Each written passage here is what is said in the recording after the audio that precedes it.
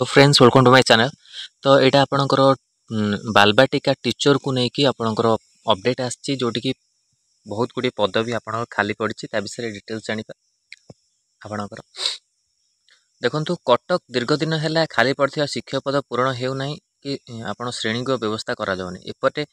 नूतन शिक्षानीति पुणी खोली बालबाटिका बालबाटिका आपणकर मुझे बालबाटिका टीचर आपणकर आग को निजुक्ति आसबार सूचना अच्छी एथिरे पुणी 30 रु 30 जन छात्री एम भी स्वतंत्र शिक्षक निजुक्ति ना काजीबजरा बालिका विद्यालय एभली स्थिति अभिभावक परिचालन कमिटी सभ्य समेत अंचलवासी चिंतार पकई पिला संख्या बढ़ुवा बेले जो शिक्षक शिक्षयित्री अवसर ने बदली हेले सेमानक स्थान नुआ निजुक्ति दिया नजिबा समस्त व्यतीत करुछि। कटक सहर मध्य काजीबजार बालिका विद्यालय एकमात्र बालिका विद्यालय जोठी प्रथम 10वीं श्रेणी पर्यंत शिक्षादान व्यवस्था रही एवं विश्वविद्यालय प्रथम रु 10वीं पर्यंत मोट 988 जन छात्री पढ़ुंट एमानक पढ़ाई प्रधान शिक्षक मिसाई मात्र 20 जन शिक्षक शिक्षिका अच्छा सह चलित वर्ष नुआ जारी बालबाटिका खोली 30 जन छात्री नाम लेखाइबा थिबा बेले यही संख्या बढ़िबार संभावना रही किंतु बालबाटिका स्वतंत्र शिक्षक निजुक्ति ना कि आवश्यक श्रेणी गृह नहीं यही छात्री मैंने बसवे क्योंकि एम श्रेणी संभाल किए बोली प्रश्न उठी एपे अनुष्ठान गुड़ी बड़ समस्या हो प्रथम रु 8वीं श्रेणी पर्यंत 700 छात्री आवश्यक शिक्षक शिक्षिका ना तल श्रेणी टीएम ट्रेनेड मैट्रिकुलेट और 8 जन टीआई ट्रेनेड इंटरमीडिएट जड़े शिक्षक पद दीर्घ दिन है खाली पड़ी ए संक्रांत विद्यालय परिचालन कमिटी सभापति सूरज बसा कहते काजीबजार बालिका विद्यालय कटक एक पुरातन बालिका विद्यालय होते मौलिक समस्या सुधरी नहीं विद्यालय प्रथम 10वीं श्रेणी पर्यटन मोट 20टी सेक्शन रही बेले ए वर्ष पुणी बालबाटिका खोलाई प्रथम रु 8वीं श्रेणी पर्यटन शिक्षादान शिक्षक पद खाली पड़ता बेले ता पूरण होनी ए दिगरे जिला शिक्षा अधिकारी दृष्टि आकर्षण कर आवश्यक संख्यक शिक्षक निजुक्ति देव सभापति बस्ताक दाबी कर। तो यहाँ आपंकर अपडेट आसी बालबाटिका टीचर को लेकिन आगू आपण बालबाटिका टीचर आसो डीईसी कोर्स भी बहुत आपण आवेदन चलती जो मैंने कोर्स करने को चाहते पाखापाखि जुलाई रे आपन स्टार्ट हम नेक्स्ट कोर्स अप्लाई तो जुलाई रे जदि आपण आरंभ हुए तो आपण अपडेट पाइबे। तो यहाँ था ता सहित आपणकर आपण ओडब्ल्यूएससी जो टीजीटी आपन एलटीआर पोस्ट ता पोस्टपोन कराई रहितादेश लगाई कौन विषय जाना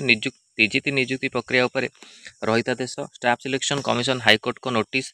ओडिशा स्टाफ सिलेक्शन पक्षर चली टीजीटी कला टीजीटी ओडिया निजुक्ति प्रक्रिया उपर हाईकोर्ट अंतरीण रहितादेश लगाई परवर्ती शुणाणी पद कौन प्रकार निजुक्ति प्रक्रिया चलो ना बोली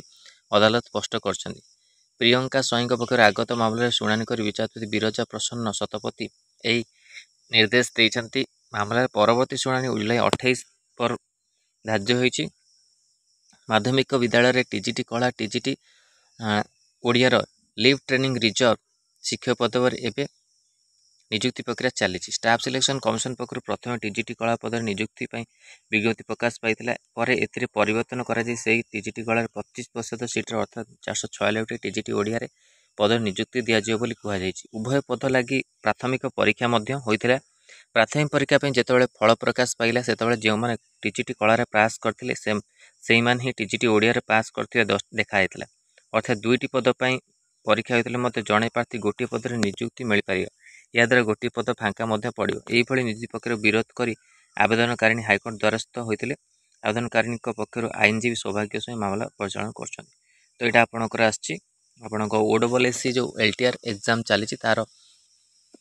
आपणकर हाईकोर्ट नोटिस देती जो कि आपणकर रहितादेश लगी तो आगू को आप निजुक्ति प्रक्रिया भी अपडेट आसीपे। तो यहाँ इंपोर्टां था आपण मानी ता सहित आपणकर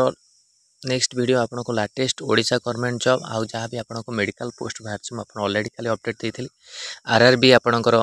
पारामेडिकल पोस्ट अपकमिंग अच्छी तो ऑलरेडी आपणकर वेबसाइट अपलोड हो जाइए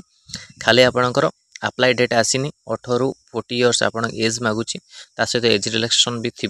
सब कैटेगरी को लेकिन आउ EWS category OBC category EWS certificate जो मैंने अप्लाई करने चाहते अप्लाई करें आरआरबी पारामेडिकल पोस्ट पाई और 403 जो पोस्ट आसी जोन वाइज आपको आसो ईस्ट कोस्ट रेलवे ये सब आप जोन वाइज आपने अप्लाई करेंगे आरआरबी सुपरिटेडेंटेंट भी आपण मैंने प्रिपरेशन करूँ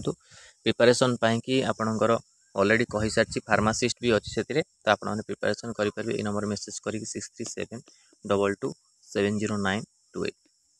ये नंबर मेसेज कर प्रिपरेशन करेंगे। आपण फार्मासिस्ट नर्सिंग और एएनएम एलटी बैच आप चलती तो ये सब इंपोर्टां अपडेट अच्छी तार भी आप नोटिफिकेशन आसिले आपने जापर। ता सहित आपणकर आउ गोटे निजुक्ति अच्छी नर्स पे रिसर्च नर्स जोटा कि एम्स भुवनेश्वर बाहरी गोटे पोस्ट आपण मैंने अप्लाई करा चाहते तो अप्लाई करेंगे। तार भी अपडेट आपको देदेवी। तो यहाँ इंपोर्टां थे आपंप भिडियोटी भल लगी लाइक और शेयर करूँ। आम चैनल प्रथम थर पर चैनल को सब्सक्राइब करूँ और यही कंटेंट बेल आइकन को क्लिक करूँ समस्त नोटिफिकेशन आप पहुँची पार। धन्यवाद।